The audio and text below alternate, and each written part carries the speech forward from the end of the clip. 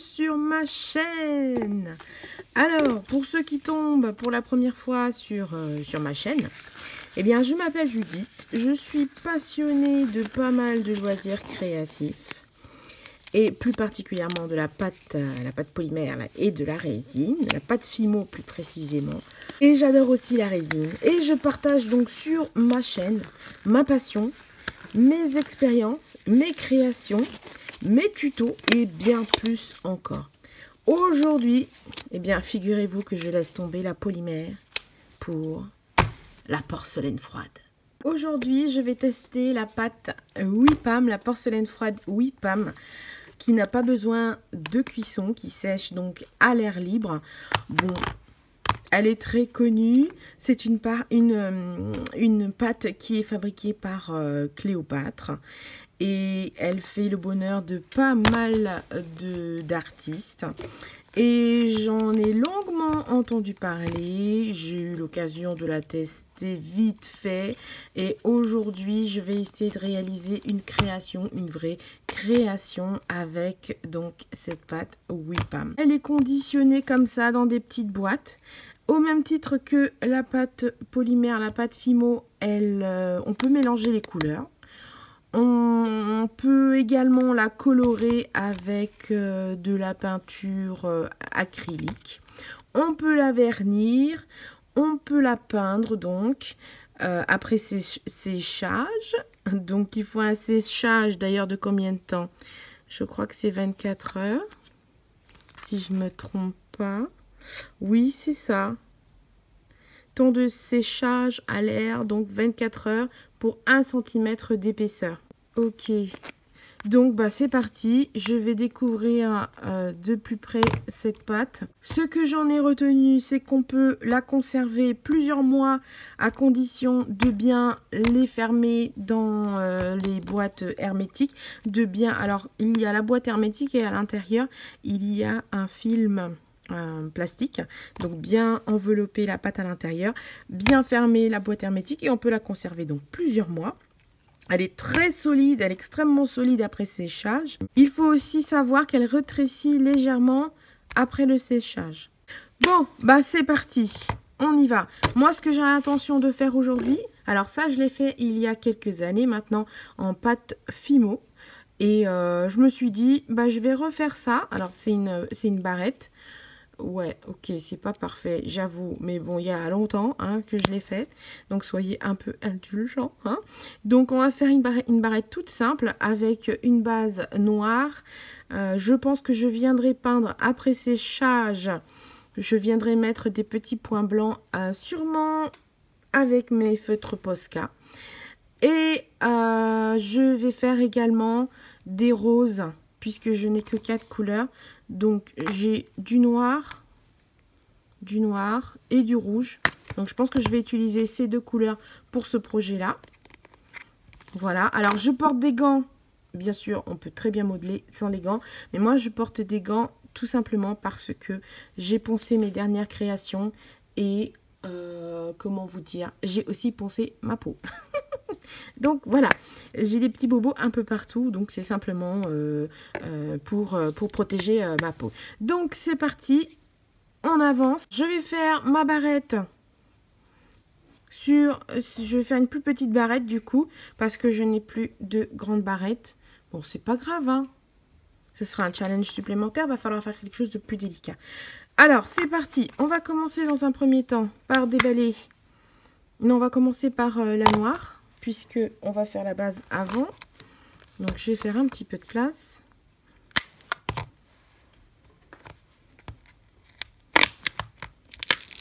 Donc elle est bien emballée.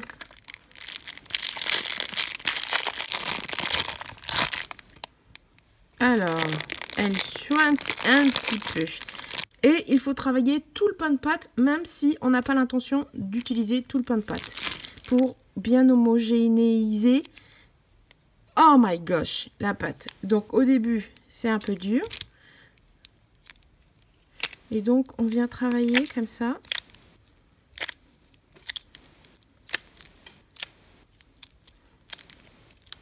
La pâte. Donc au début, effectivement, elle est un peu dure. Mais elle s'assouplit assez rapidement quand même. Ah oui, effectivement, elle s'assouplit même très vite. Voilà, donc on va faire la moitié. J'ai l'impression qu'elle blanchit un petit peu. Est-ce que c'est à cause de mes gants? Je sais pas. Donc on va faire l'autre moitié. Et après on va réunir. Ah. Ça va être une vidéo ASMR. Donc alors, je sais pas si mes gestes sont bons. J'y vais à l'instinct. Hein. Hop. Je mélange maintenant les deux moitiés. Ah oui, elle est bien plus souple. Je sais pas si je vais finir avec les gants.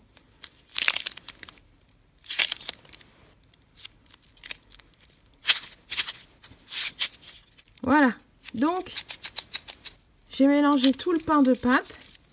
Et maintenant, je vais prélever juste la quantité dont j'ai besoin. Moi, je pense que ça devrait largement suffire. C'est juste pour servir de base pour recouvrir. Voilà, pour recouvrir la petite barrette. Donc, je pense que c'est même trop. Je vais enlever un peu plus, voilà. Et je vais venir... Je pense que je vais faire la forme de la boîte, un petit peu carré. Voilà, pour pouvoir bien conserver le reste de la pâte.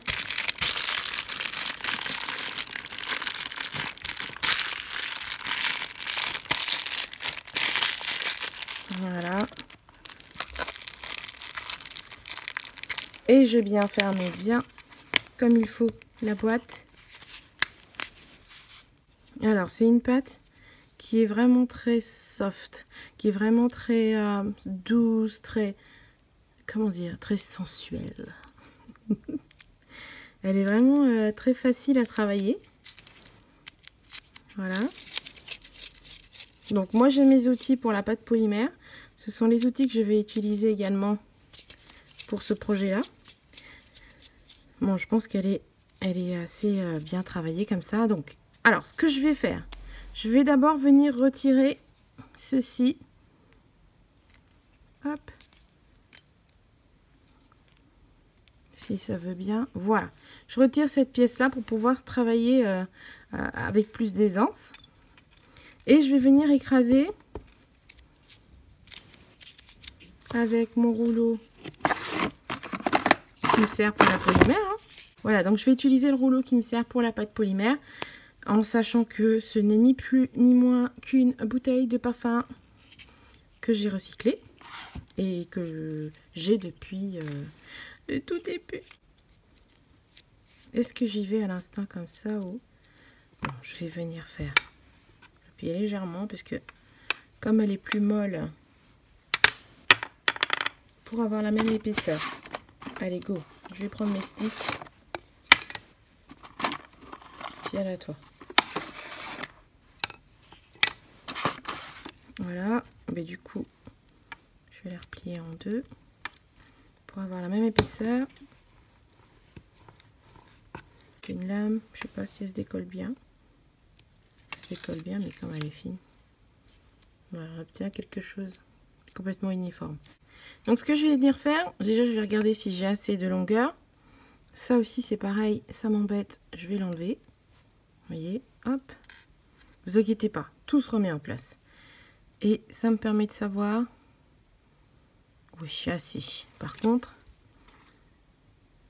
on va venir couper. Parce que j'ai trop sur les bords. Alors, je vais recouper tout ça parce que je ne sais pas si ça va sécher d'ores et déjà. Voilà. Oh! Attention à la lame, elle prend du bon côté. Alors, voyons voir. Voilà.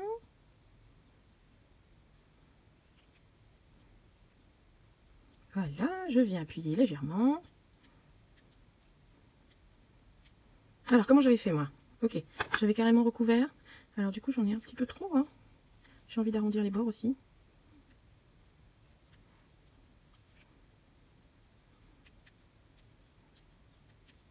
Moi, je vais modeler avec ma main. Je vais faire rentrer un petit peu la pâte. Je vais entourer, en fait, de pâte la barrette. Alors, je viens entourer la barrette avec la pâte. Je vais travailler finalement comme ça. Je vais arrondir les bords. J'ai envie de texturer un petit peu tout ça, mais je me retiens pour l'instant. Je vais appuyer légèrement.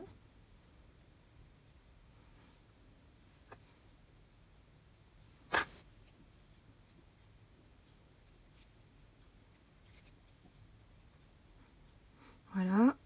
Je vais essayer de ne pas trop laisser de marque d'outils. Non, c'est très agréable, hein. Elle se comporte pas tout à fait comme la Patimo. Je dirais même pas du tout.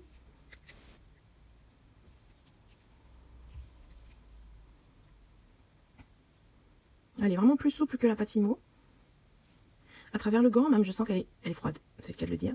Contrairement à la pâte Fimo ou la pâte polymère qui se réchauffe dans nos mains. Bah là, même à travers le gant, je sens qu'elle est froide. Qu'elle est fraîche. Je sais pas comment... Ouais, c'est ça, hein.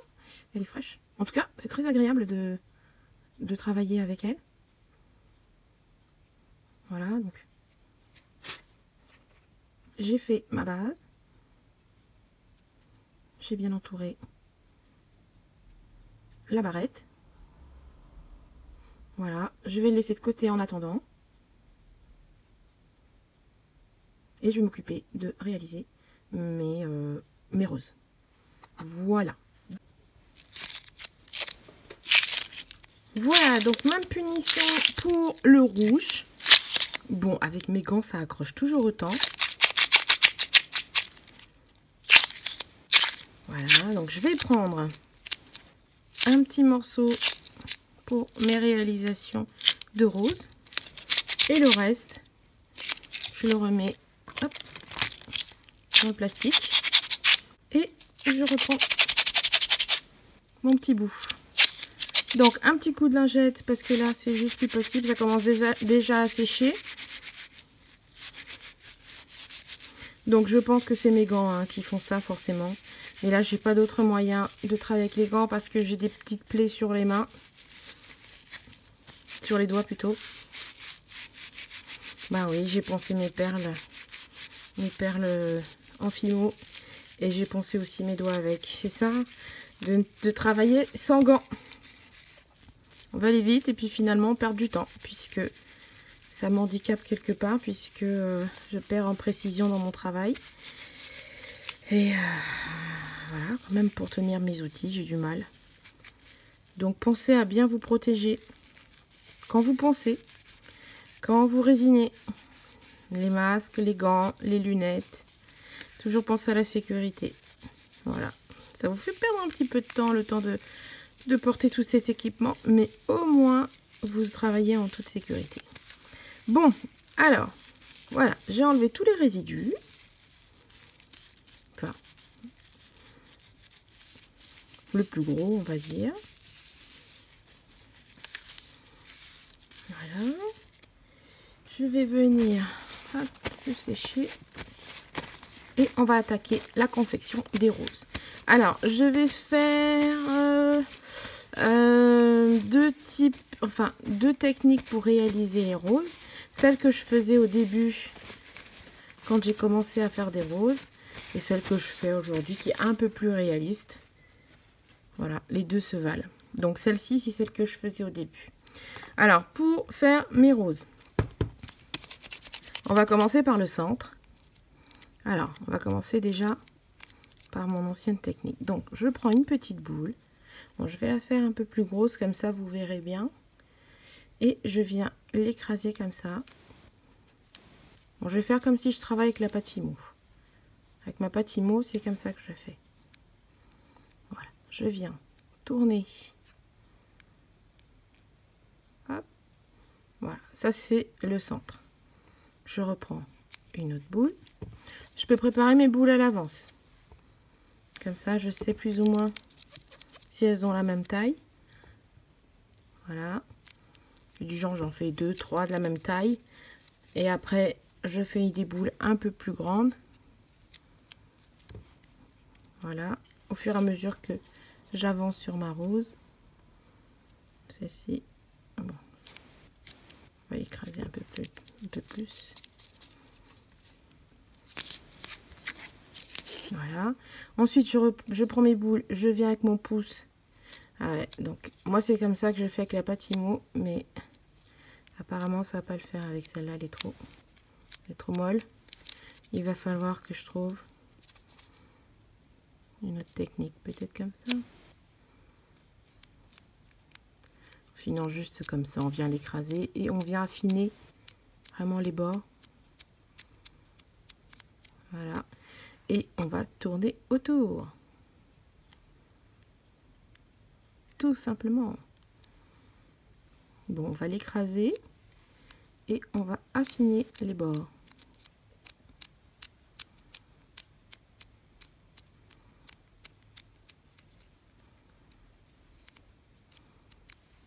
Voilà.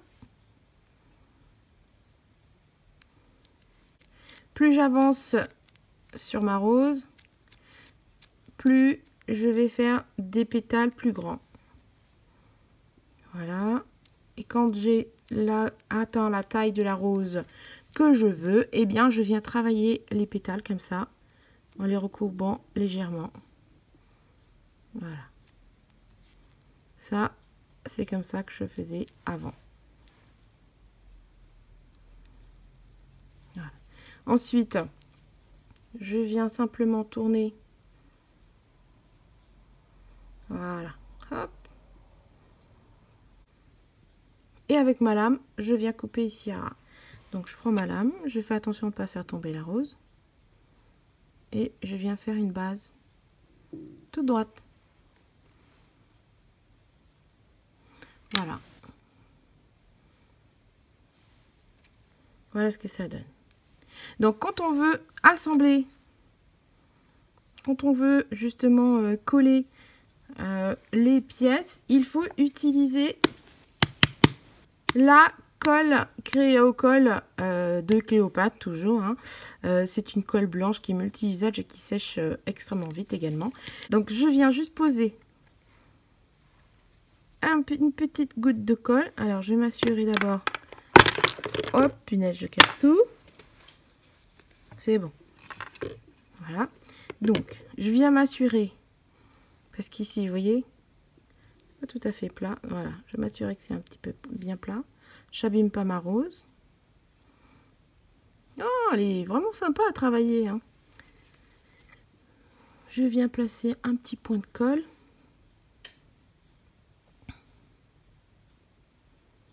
Voilà, pas besoin d'en mettre 3 tonnes. Et je vais la placer. Alors, juste pour information, ça fait 1 semaine que je suis Miss Catastrophe. Je fais tomber tout. Je rate tout. J'ai fait brûler une fournée de... j'ai fini ma création et j'ai fait cramer une fournée. Bah, j'avais juste à peu près 3 ou 4 parures, hein, puisque j'avais verni le tout et j'ai remis une dernière fois en cuisson dans le four hein, pour que le vernis soit bien éclatant. Sauf que juste avant le four, je l'avais utilisé pourquoi? Pour faire de la F-Color. Donc il était à 150 degrés. Voilà. Habituellement, quand je fais le vernis et que je le repasse au four, quand je pose mon vernis et que je le repasse au four, eh bien, je le mets à peu près 5 minutes entre 90 degrés et 110 degrés. Bah là, je sais pas ce qui m'est arrivé. J'ai mis 10-15 minutes, je sais plus, à 150 degrés. Donc, du coup, ben, presque 1 semaine de travail est partie en fumée. Voilà pour la petite anecdote. Alors, cela dit, on va continuer quand même. Donc, on va faire comme je fais mes roses maintenant. Donc, je pars avec, on va faire un plus petit. Je commence avec une boule et je viens faire une pointe comme ça, en cône. Voilà. Ensuite, je prends une petite boule que j'écrase. Je viens affiner Voilà le pétale. Et je viens le poser dessus, comme ça. Hop. Une petite fibre. Je viens le poser comme ça dessus. Dans un premier temps. Je mets sur le côté. Je fais un autre pétale. Petite boule. On écrase. Et ça reste vraiment... c'est super agréable à travailler. C'est super agréable à travailler.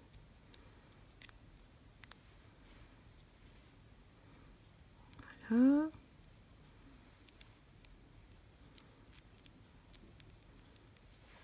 Hop, et on continue. Une petite boule. On écrase. On affine. On affine. Et je poursuis. Je vais affiner encore un peu plus.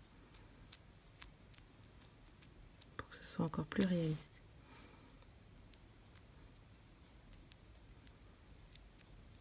Voilà. Une petite boule encore. On écrase. On affine.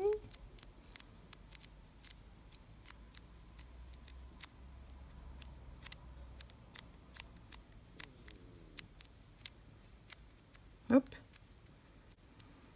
Voilà. Et je viens placer comme ça tout autour.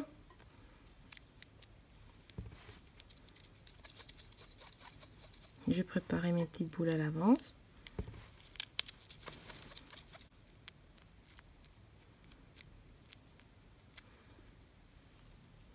Et les poser.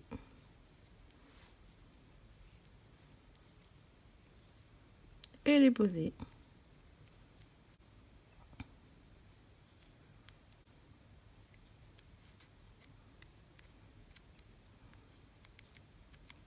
Voilà, et on peut continuer ainsi.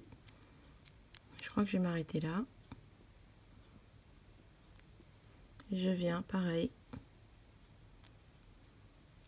Je viens recourber un petit peu comme ça. Les pétales. Voilà, ça fait un petit bouton. Avec quelques pétales. Je veux pas que ce soit trop gros pour pouvoir la placer à côté.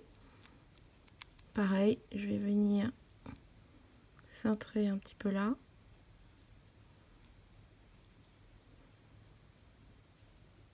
Du coup, ça va m'écarter un petit peu mes pétales. Ça va modifier un petit peu la rose. Je vais refermer un peu.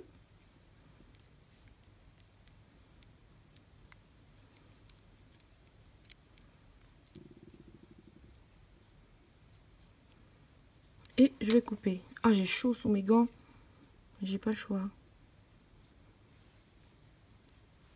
Voilà. De plus près.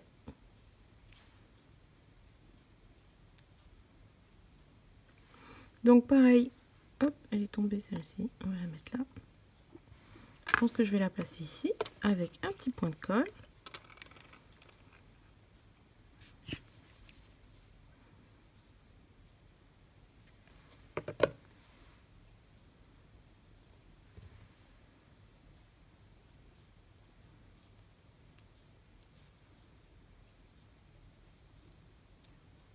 Oh, j'ai déformé. Heureusement, on peut la remettre en place. Faire attention à ça aussi. Je vais l'orienter dans le bon sens.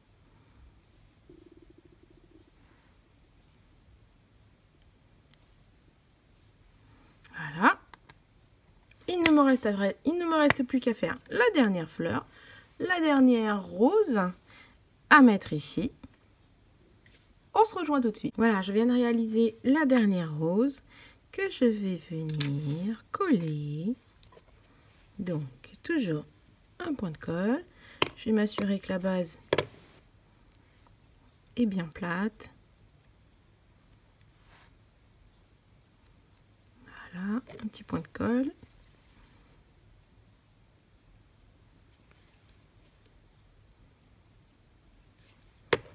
Et je viens la poser délicatement sur ma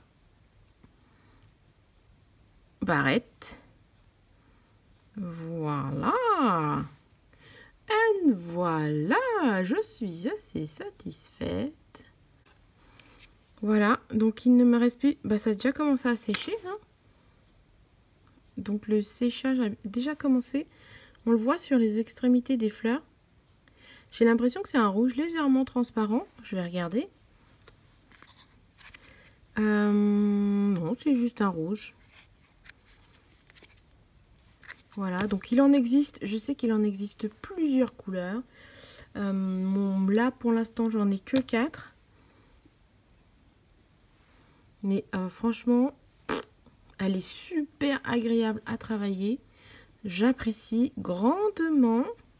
Nous voilà, 24 heures sont passées, même un peu plus. Ma barrette est sèche. Ma barrette a séché. Alors, j'en ai profité pour vernir la base de la barrette, donc ce qui était en noir, avec du vernis Fimo, du vernis à base d'eau. Voilà, donc je crois que j'ai mis 2 couches. Oui, j'ai mis 2 couches si mes souvenirs sont bons. Et avec mon feutre Posca, je suis venue faire des petits points. Voilà. Et je peux vous dire que je suis bluffée parce que je craignais en fait pour les pétales, étant donné que c'est quand même assez fin. Donc voilà, donc ça reste assez souple. Je vais me rapprocher. Ça reste assez souple, mais c'est extrêmement solide.